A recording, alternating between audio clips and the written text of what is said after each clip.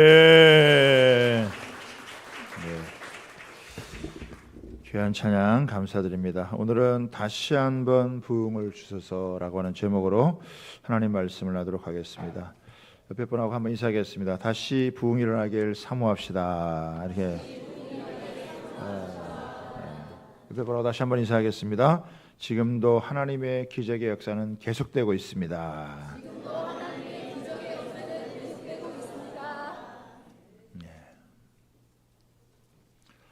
저는 기독교 역사를 배우면서 부흥을 사모하게 되었습니다. 부흥이라는 게 뭐냐? 하나님의 압도적인 임재하심이에요. 그래서 하나님을 모르던 사람들이 하나님의 살아계심을 체험하고 하나님 앞에 굴복하면서 자기가 자기 인생의 주인 되어 살아왔던 사람들이 하나님을 내 인생의 주인으로 삼고 살아가는 놀라운 이 변화가 일어나는 것입니다.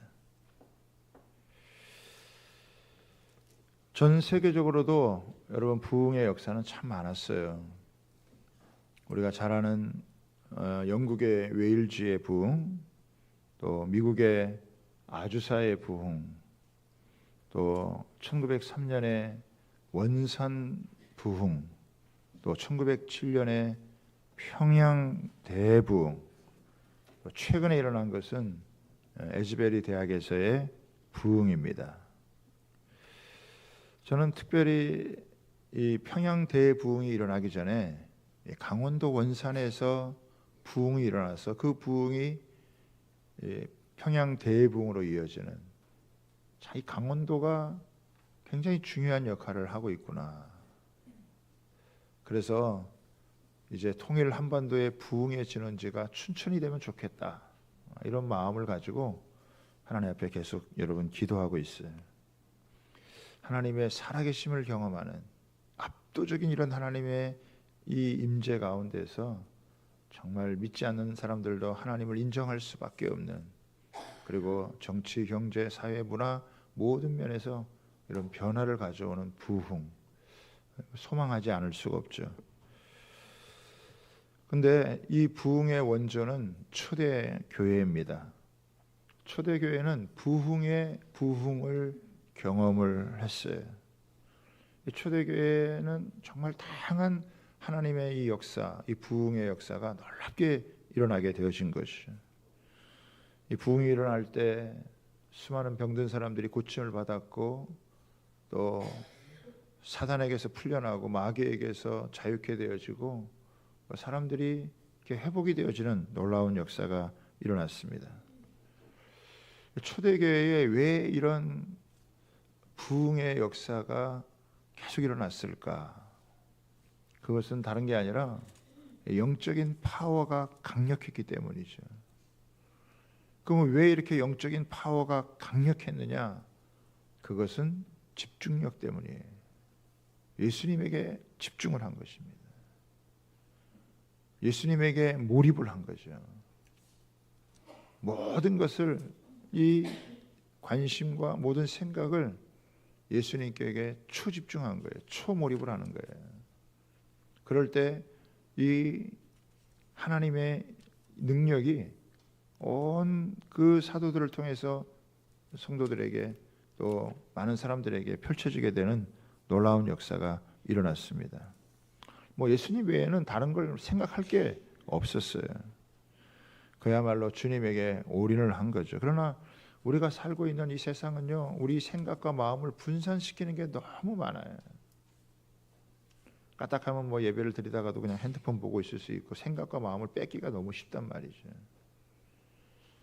그런데 이 초대교회의 교인들은 다른 게 아니라 예수님에게 다 올인을 했기 때문에 강력한 영적인 파워가 있었고, 또 그래서 이 부흥을 경험할 수 있었다라고 하는 거예요. 그래서 이 초대교회가 갖고 있는 이 부흥의 모습을 우리가 다시 한번 살펴보면서 우리가 사모하는 마음을 가지고 나아가면 좋겠습니다.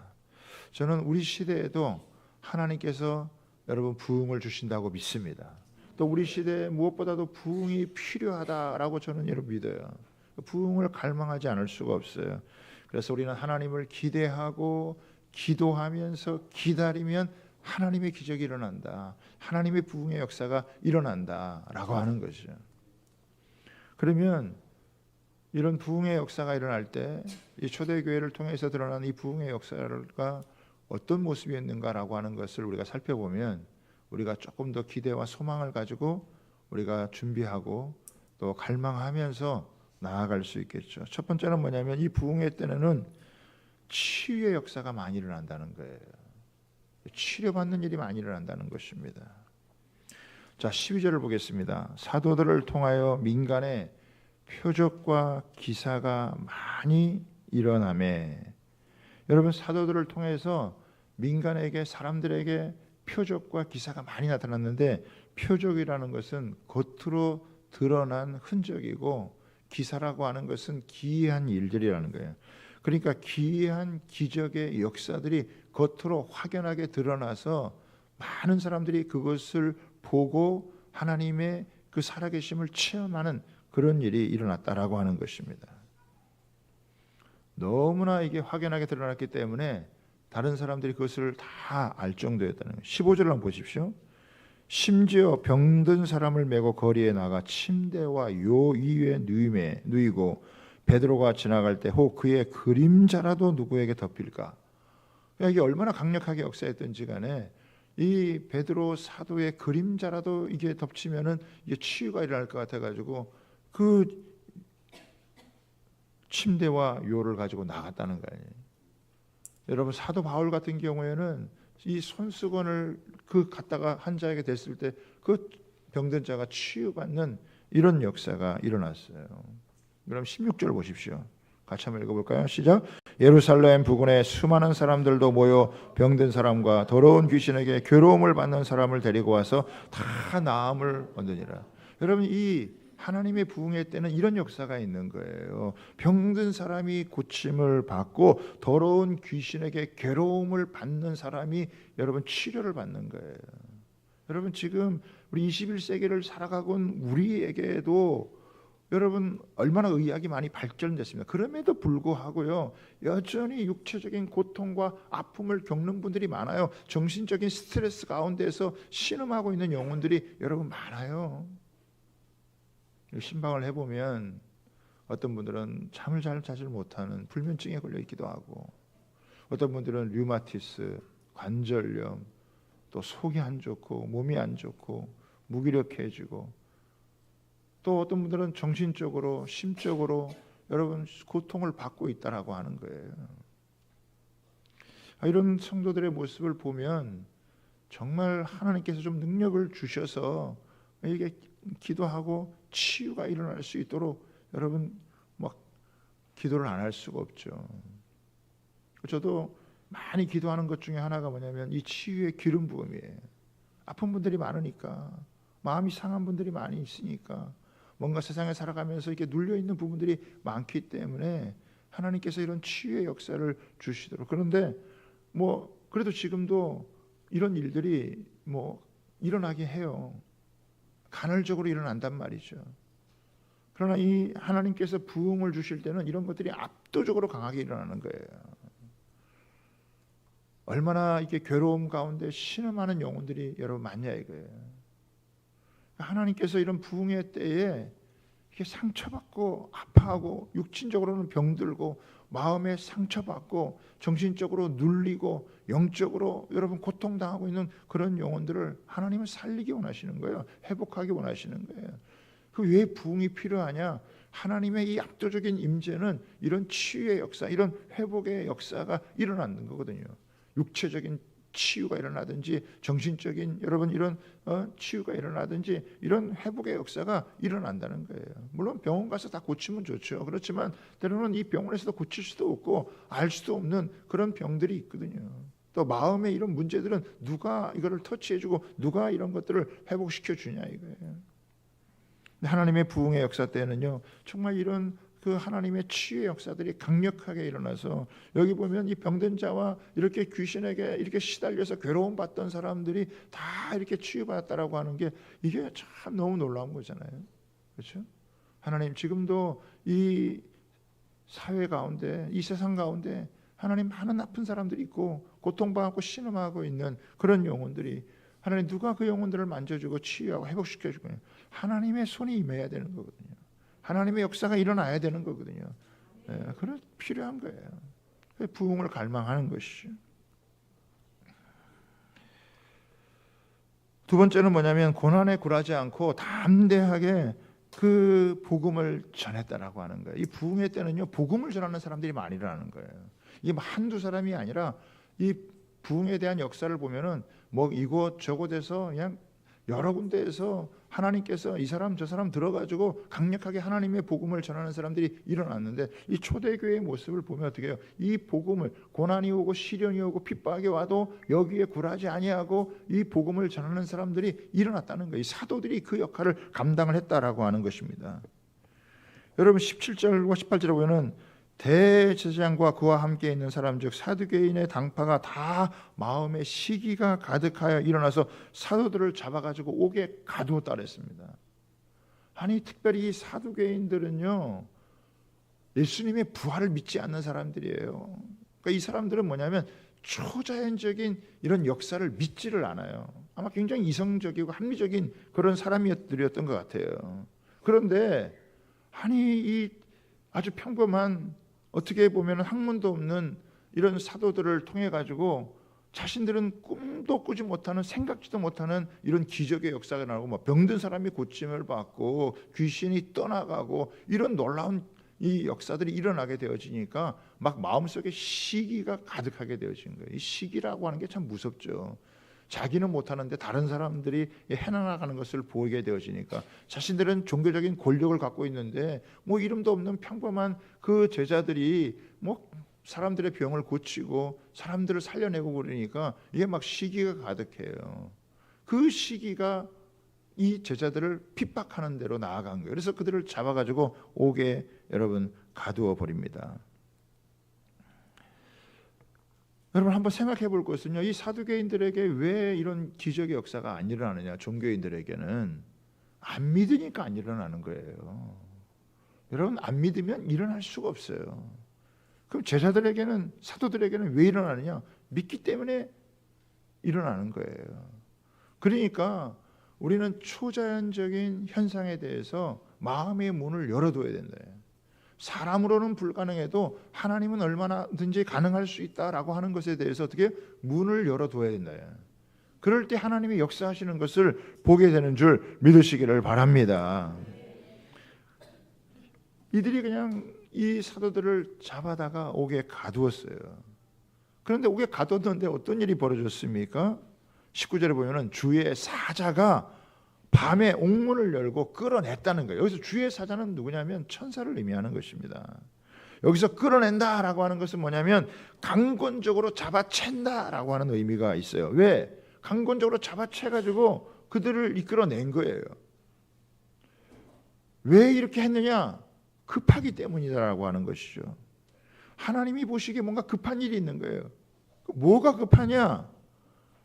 이거는 사람을 살리는 일이 급하기 때문에, 생명을 구원하는 일이 급하다라고 하는 거예요. 여러분 복음을 들어야 될 사람들이 시급하게 지금 기다리고 있다라고 하는 것입니다. 그래서 이들을 이끌어내가지고 이들이 언제 복음을 전하느냐? 21절에 보면요, 새벽에 성전에 서서 말씀을 전하는 거예요. 아마 그 새벽에도 기도하러 온 사람이 있었던 것 같아요. 그럴 때 그들에게 하나님의 말씀을 전해준 거죠. 대제사장과 이 사두개인들, 이 사람들이 모여가지고 그 어제 잡아넣었던, 옥에 가두었던 그 사도들을 데리고 오라. 그래서 사람을 보내서 부하들을 보내보니까 감옥에 가 봤더니 감옥문은 잠겨져 있고 앞에는 보초가 서 있는데 그 안에 보니까 이 사도들이 사람이 없는 거예요. 깜짝 놀랄 일이 일어난 거예요. 이게 도대체 어떻게 된 일인가 봤더니 어제 감옥에 가두어 놨던 이 사람들이 지금 성전에서 하나님의 말씀을 가르치고 전하고 있다라고 하는 거예요. 있을 수 없는 일이 일어난 거죠. 여러분, 있을 수 없는 일이 일어난 것이 그게 기적이라는 것입니다. 아니 감옥문이 닫혀져 있고 보초도 서 있는데 그 안에 가둬놓았던 사람들이 어떻게 그걸 빠져나왔냐라고 하는 거예요. 기가 막힌 일이 여러분 발생을 한 거예요. 이게 어떻게 가능하냐? 대답은 간단합니다. 하나님께서 문을 여셨기 때문입니다. 하나님이 열지 못하는 문은 없다는 것이에요. 하나님이 여시면 열려요. 하나님은 모든 문을 여는 인생의 마스터 키를 갖고 있어요. 여러분 이렇게 감옥문만이 아니라 우리 인생의 모든 문을 하나님께서 막힌 문을 여시는 키를 하나님이 갖고 있다는 거예요. 주의 천사를 통해서 아무리 사람이 이렇게 가둬놓고 이렇게 닫아 놓아도 하나님께서 열게 하시면 문이 열리지 않았는데도 여러분 나올 수 있다라고 하는 거예요. 이게 기가 막힌 일 아니까? 이건 놀라운 기적이에요. 이건 기적이라고밖에는 뭘 말할 수가 없대요. 인간의 이성을 어떻게 판단할 수가 없다라고 하는 거예요. 어떻게 문이 안 열렸는데 그 보초도 지키고 있는데 그 사람들이 멀쩡히 나와가지고 이 복음을 다시 전하고 있느냐라고 하는 것입니다. 사람들은요 불가능하다라고 생각하면 잘 안 믿으려고 하는데 그렇지 않아요. 얼마든지 여러분 우리 인생 가운데 불가능하다고 생각하는 일들이 여러분 일어날 수 있다라고 하는 것을 믿으시기를 바랍니다. 같은 질병이라도요 의사마다 진단이 다르고 처방도 달라요. 누구를 만나느냐에 따라서 여러분 완전히 다른 처방을 받을 수가 있습니다. 하늘의 답은 여러분 땅의 답과는 차원이 다릅니다. 초자연적인 일이 일어날 수 있는 거예요. 사방이 다 막혀 있어도 자물쇠가 꽉 잠겨 있어도 보초가 써 있어도 여러분 거기서 나올 수가 있다라고 하는 거예요. 참 기가 막힌 일이죠. 주의 사자가 역사하면 아무리 가두어 놓아도 가둘 수가 없다라고 하는 거예요. 하나님은요 어떤 때는 참 이런 기가 막힌 역사를 했어요. 하나님이 문을 여시면 자녀들의 진로의 문도 열리게 되어지고 막혔던 어려웠던 재정의 문도 여러분 열려지게 되어지고 아픈 몸도 건강하게 되어지고 여러분 하늘의 축복이 활짝 열린다고 하는 것을 믿으시기를 바랍니다. 주의 사자가 역사하면 여러분 활짝 열리는 거예요. 저는 오늘 예배 가운데에서도 우리를 가둬두고 여러분 다쳤던 모든 것들이 활짝 열리게 되는 그런 은혜가 임하게 되기를 주님의 이름으로 축복합니다. 그런데 우리가 하나 꼭 기억해야 될 것이 있어요. 왜 하나님께서 이렇게 옥문을 열어주셨느냐라고 하는 거예요. 왜 그 옥에서 나오게 하셨느냐라고 하는 거예요. 20절을 주목해 보겠습니다. 가서 성전에 서서 이 생명의 말씀을 다 백성에게 말하라 하며, 여러분 기적을 주신 이유가 뭐냐면은 생명의 말씀을 전하게 하기 위한 거예요. 여러분 말씀을 전하다가 옥에 갇혔잖아요. 그러면 옥에서 나왔으면 다시 말씀을 전하지 않고 안전한 곳으로 피하기가 쉬운 건데 자신들이 잡혔던 바로 거기에 다시 가서 하나님의 말씀을 전하게 하는 거란 말이죠. 기적도 중요하지만 기적보다 중요한 게 뭐냐면 사명이다라고 하는 거예요. 하나님이 기적을 주시는 이유가 뭐냐? 그 사명을 감당하라고 주시는 거예요. 여러분 기적은 기독교에만 있지 않아요. 다른 종교에도 있어요. 그런데 우리 기독교에서 기적이 중요한 건 뭐냐면 그 기적 자체가 중요한 게 아니라 그 기적 속에는 사명이 담겨져 있다라고 하는 것입니다. 그 사명이 뭐냐? 생명의 말씀을 전하라고 하는 거예요. 이게 그냥 말씀이 아니에요. 무슨 말씀이요? 생명의 말씀이다라고 하는 것입니다. 이 생명의 말씀은 사람을 살리는 말씀이라 이거예요. 영혼을 구원하는 말씀이라 이거예요. 이 생명의 말씀이 사람을 살리는 기적의 말씀이기 때문에 이 말씀을 전해야 된다라고 하는 거예요. 이 말씀이, 이 생명의 말씀이 뭐냐? 예수 그리스도께서 우리 죄를 위해서 죽으시고 우리를 구원하기 위해서 다시 살아나셔서 우리의 생명의 주가 되시고 그분이 심판주가 되어져서 모든 것을 다스린다, 모든 것을 주관하신다라고 하는 것이 이게 생명의 말씀입니다. 그래서 이 말씀을 강하게 외쳐야 된다라고, 어디든지 이 말씀을 외쳐야 된다라고 하는 거예요. 생명의 말씀을 들으면 살아나는 영혼이 있다.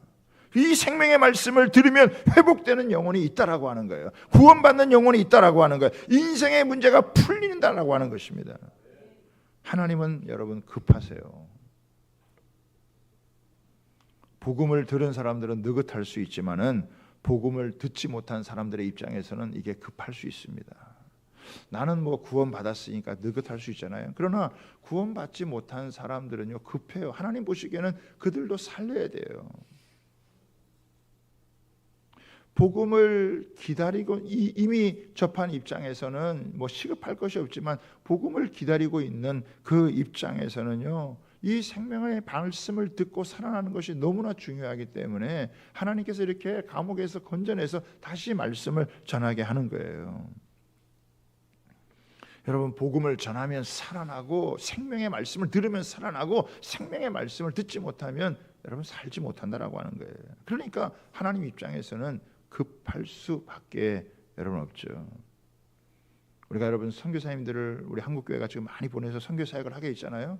그런데 어떤 선교지에는 왜 이제 왔느냐, 왜 이제서야 선교사님이 왔느냐, 왜 이제서야 우리에게 왔느냐 이렇게 얘기하는 분들도 여러분 계셨어요. 우리가 북한 선교할 때도 여러분 마찬가지예요. 벌써 분단된 지 70년이 여러분 넘었잖아요. 남한 입장에서 생각하면 뭐 그렇게 급할 게 없어요. 좀 더 잘 준비해서 우리가 좀 더 잘 준비해가지고 우리가 통일을 하자. 준비되지 않은 통일을 재앙이 될 수 있다. 저는 그게 옳은 말이라고 생각해요. 잘 준비해야 된다. 여러분 필요합니다. 언제까지 준비해요? 언제까지? 그러다가 사람들 다 죽어나가면 사람들 다 이렇게 죽어나가면 여러분 어떻게 하냐는 거죠. 탈북한 그 여러분 사람들은 자기 가족들 거기 두고 애타는 거예요. 여전히 여러분 이 먹는 것 자체가 어렵고 쉬는 마음이 어려운 가운데 물론 몇 퍼센트는 나름대로 여러분 잘 살겠죠. 그러나 대부분의 그 주민들은 고통 속에 어려움 가운데 살아가는 거예요. 인권이 유린당하고 특별히 신앙 가진 사람들 걸리면은 완전히 그냥 수용소에서 거의 뭐 인간 취급을 받지 못하고 고통을 당하는 거예요. 우리 입장에서는 느긋할 수 있어도 사실은 북한 입장에서 생각하면 고통당하는 사람들의 입장에서 생각하면 한시가 급한 겁니다. 그러니까 하나님께서도 급하신 거예요. 감옥에 있는 사람들을 빼내어서라도 그들이 복음을 이 생명의 말씀을 전해서 그들이 구원받기를 원하는 거예요. 복음에는 긴급성이다라고 하는 게 있는 거예요. 주변에 있는 사람들에게 복음을 전하고 이 생명의 말씀을 전해야 그 말씀을 듣고 살아날 수 있고 깨어날 수 있다라고 하는 거예요. 하나님이 왜 기적을 주셨느냐? 영혼 살리기 위해서, 사람 살리기 위해서, 사람을 구원하기 위해서 하나님께서 이런 기적을 여러분 주시는 거다라고 하는 거예요. 여기에 고난이 와도 시련이 와도 예수님은 십자가 고난까지도 감당했기 때문에 그래서 우리에게 생명을 주고 구원을 주었기에 우리로 하여금 이 복음을 전하면서 고난이 와도 이 복음을 전하는 것을 포기하지 않고 담대하게 전하라고 여러분 한 것입니다. 에스겔 37장에 보면은 그 마른 뼈가 수없이 많이 있는 가운데 생명의 말씀이 선포되고 성령의 바람이 일어나면 그 마른 뼈가 살아나잖아요. 하나님의 거대한 군대가 여러분 이루어지는 거예요. 마치 죽었던 사람들이 살아나는 역사, 인생의 목적과 방향을 찾지 못했던 사람들이 여러분 다시 그 인생의 목적과 방향을 찾고 삶의 의미를 발견하고 살아나는 이런 귀한 역사가 있게 되는 거죠. 참 하나님의 말씀은 여러분 놀라워요. 이사야 55장 우리 1절에서도 3절까지인데 한번 같이 한번 읽어볼까요? 같이 한번 읽어봅니다. 시작.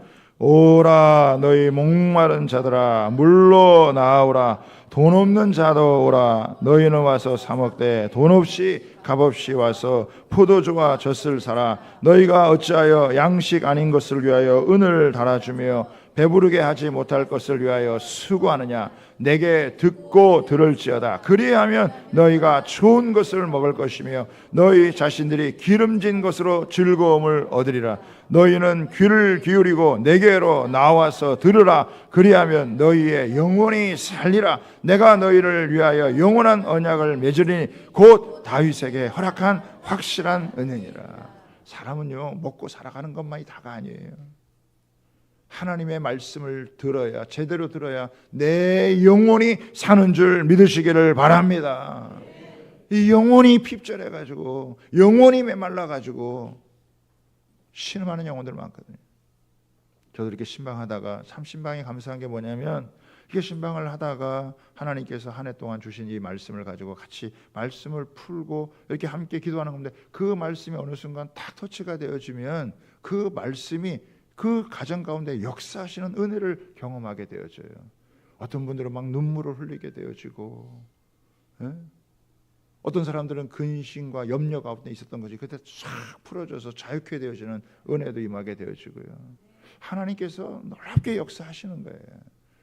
두려워하지 마라, 놀라지 말라, 나는 내 하나님이 됨이니라. 이 말씀이 딱 임하면 그 임하는 순간 알았던 말씀이고 또 들었던 말씀인데, 어느 순간 그 말씀이 탁 와 닿으면 이상하게 근심과 염려와 두려움이 싹 사라져버리게 되어지는, 뭔가 묶여있고 뭔가 사로잡혀 있다가도 하나님의 이 생명의 말씀이 역사하면 그 말씀 가운데 치유와 회복이 일어나고 자유케 되어지는 은혜가 임한다고 하는 사실을 믿으시기를 바랍니다.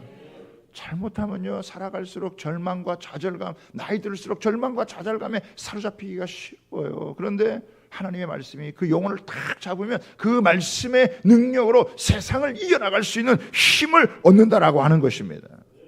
사도들이 누굽니까? 말씀을 통해서 살아난 사람들이에요. 자신들이 생명의 말씀을 경험한 사람들이에요. 자신들의 인생의 목적을 안 사람들이에요. 그렇기 때문에 이 말씀으로 살아났기 때문에 이 말씀을, 이 생명의 말씀을 전해서 영혼들을 살리는 거예요. 생명을 살리는 거예요. 뭐 남들이 어떻게 살던 말던 뭐 나 살면 된다, 여러분 이렇게 살던 사람들이 아니었나요? 그런데 하나님의 생명의 말씀을 받고 나자 내 영혼이 사는 거, 내 영이 살아난 걸 경험한 사람들이 지금도 여전히 그렇게 세상 가운데 신음하는 영혼들을 향하여서 이 생명의 말씀이 딱 전개되어지면 그 영혼도 살아나는 거죠. 하나님이 당신을 향한 놀라운 계획이 있고 당신을 사랑하시고 당신을 통해 하나님이 일하신다. 그 어느 순간 하나님께서 딱 그 말씀을 통해서 영적으로 터치가 되어지면 생각하는 게 달라지고 바라보는 게 달라지고, 그 여러분 어려운 상황 가운데서도 희망을 갖고 비전을 갖고 일어나는 놀라운 역사가 일어나게 되어진다라고 하는 것입니다. 우리 인생을 괴롭게 하고 아프게 하고 힘들게 하는 여러 가지가 많지만 하나님의 이 말씀에 사로잡히면요, 그 모든 걸 뚫고 일어나가는 능력이 있는 줄 믿으시기를 바랍니다. 31절 32절 한번 보겠습니다. 이렇게 나오죠. 이스라엘에게 회개함과 죄사함을 주시려고 그를 오른손으로 높이사 임금과 구주로 삼으셨으니 우리는 이 일의 증인이요. 여러분 이걸 통해서 회개할 자는 회개하고요, 죄 사함을 받게 하고, 예수님이 하나님께서 그를 오른손으로 높여 임금과 구주, 이 세상의 모든 일은 예수님이 주관해서 다스리는 거예요. 예수님은 누구시냐? 우리 역사의 주인 되시고 세계를 경영하시는 분이시다 이거예요. 그래서 그 예수님의 증인이 되어지는 것은 우리가 분명한 인생의 목표와 삶을 가지고 살아가는 거예요. 그래서 십자가와 부활의 증인이 되어지는 것입니다. 오직 성령이 너희에게 마시면 너희가 권능을 받고 예루살렘 온 유대 사마리아 땅끝 내 증인이 되리라. 뭐 어떠한 장벽이 있어도 그 장벽에 굴하지 않고 복음으로 그것을 헤쳐나갈 수 있는 능력 있는 삶을 살아가게 되는 줄 믿습니다. 여러분 이 생명의 말씀을 붙들면요, 우리를 주님께서 최종적으로 승리의 지점으로 인도하세요. 우리가 믿는 예수님은요, 승리하신 분이에요. 십자가에서 죽으시고 끝나신 분이 아니에요. 십자가에서 죽으셔서 우리의 죄를 사했지만 3일 만에 부활하셔서 여러분 승리의 주, 영광의 주, 생명의 주가 됐단 말이에요. 그러니까 그 복음을 붙드는 사람의 인생의 최종력은 어떻게 해요? 승리의 역이 되는 거예요. 아무리 어렵고 힘들어도 예수님을 붙들면 우리는 승리자가 된다는 것을 믿으시기를 바랍니다.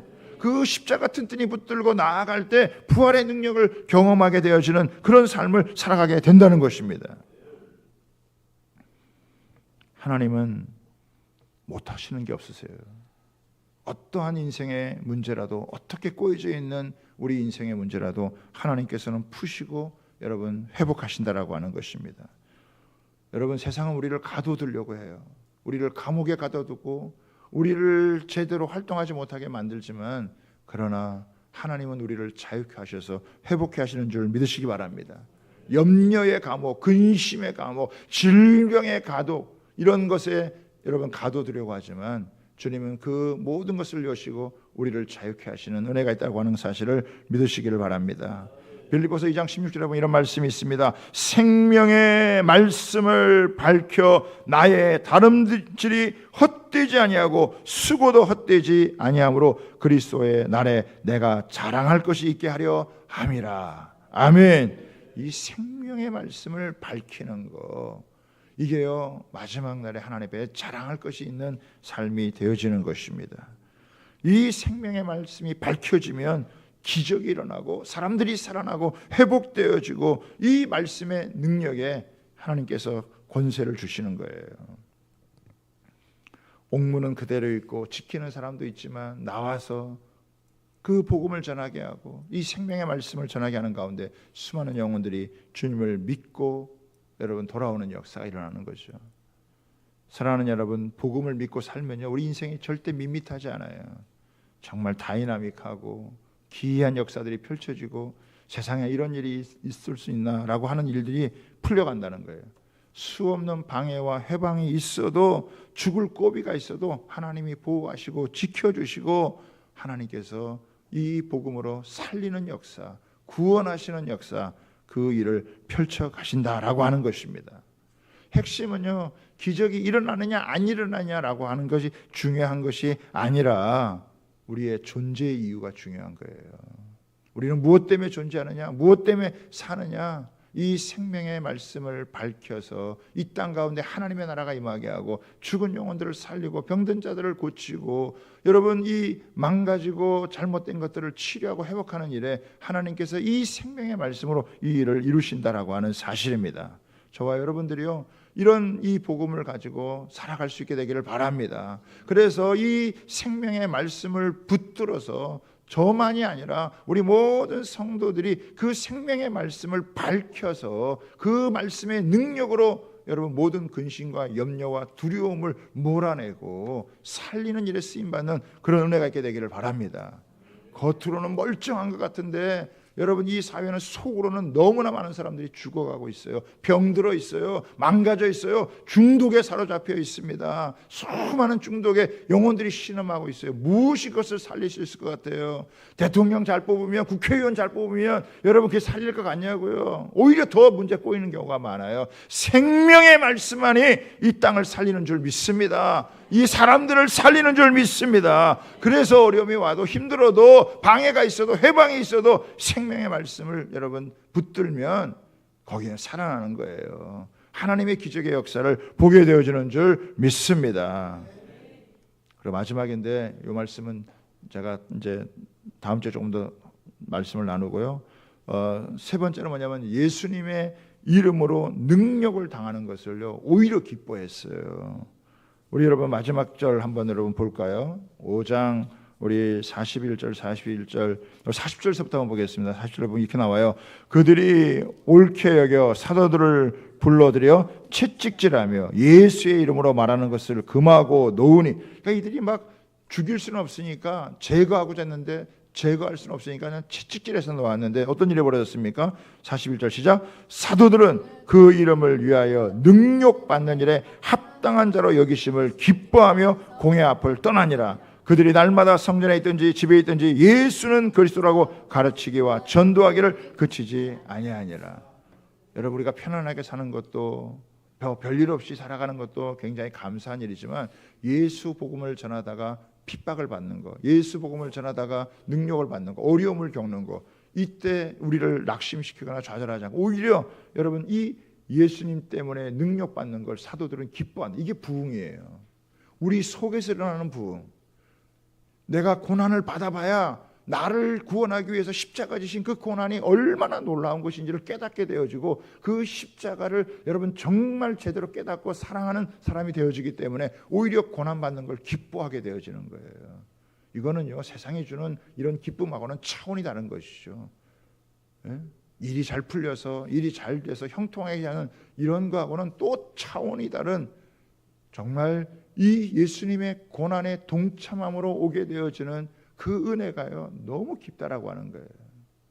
저도 사실은 제일 기뻤을 때, 제일 큰 감격이 있을 때는 주님의 이 고난에 동참했을 때, 때로는 욕도 먹고 시련도 당하고 고난도 당하고 이럴 때 너무 괴롭고 힘들지만 오히려 그 십자가 사랑을 깊이 경험하는 것 때문에 평범할 때 그냥 받는 은혜하고는 또 다른 차원의 하나님의 은혜를 여러분 주시는 거예요.